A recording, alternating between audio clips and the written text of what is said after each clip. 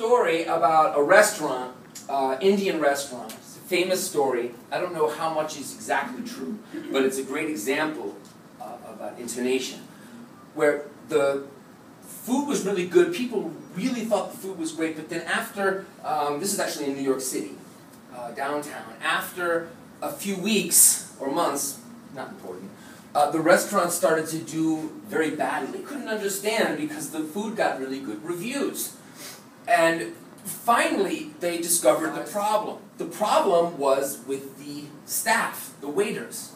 Actually, women waiters, waitresses, but now we say waiters usually more for both. Not because they weren't good at serving food or describing the food at the restaurant, but because of the way that they spoke. So they would bring things to the table.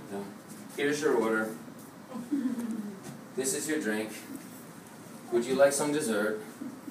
Because in whatever Indian language, there are many, so I don't know which, in it, there was not this difference in intonation. So when they, even smiling, here is your dessert. For us, smile is not enough. Polite language isn't enough. Right? We need more than that. We need more than the smile and more than the polite modal verbs. I know you're doing modal verbs, right? Like could, you can't. It's not so important. Those words are not as important as the intonation. So they changed it. Here's your fish. Here's your dessert, and everything was fine. Here's another example. Another restaurant example. So, we're at a restaurant. Oh, you're my assistant.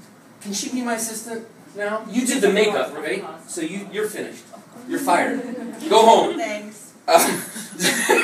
We're at a restaurant. Actually, 3 of us are at a restaurant. And I say, I'd like a medium orange juice. Right? And you also want a medium orange juice. So what would you say? I'd like a medium orange juice. Can you repeat? I'd like a medium orange juice. I'd like a medium orange juice. But you want a small orange juice. So you're going to say, I'd like a small orange juice. I'd like a small orange juice. Small orange juice. Good. Can you remember that? We're going to try it. I'd like a medium orange juice. I'd like a medium orange juice. I'd like a small orange juice. She did it perfectly. I don't know if you tried, but she put more intonation on small. Why? Doesn't this sound strange in English? I'll have a medium orange juice. I'll have a medium orange juice. I'll have a small orange juice. In some languages, that's fine.